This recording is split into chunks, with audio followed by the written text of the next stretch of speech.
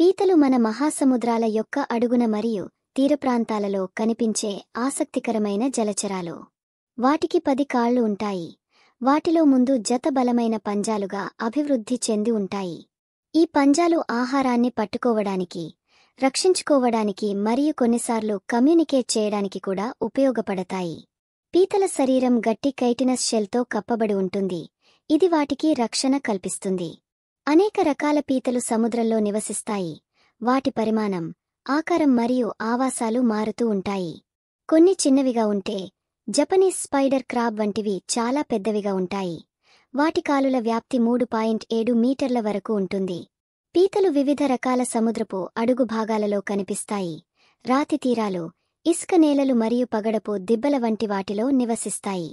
కొన్ని జాతులు మడ అడవులు మరియు మంచినీటి ఆవాసాలలో కూడా జీవించగలవు.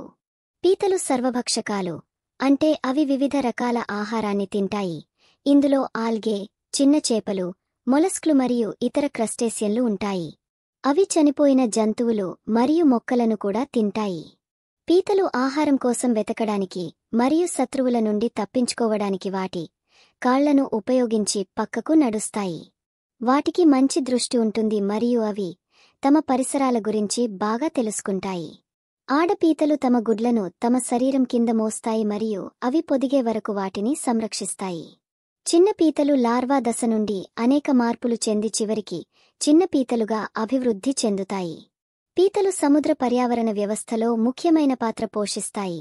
అవి ఆహార గొలుసులో భాగంగా ఉంటాయి మరియు అనేక ఇతర సముద్ర జీవులకు ఆహార వనరుగా ఉంటాయి. Please like, share, comment, and subscribe.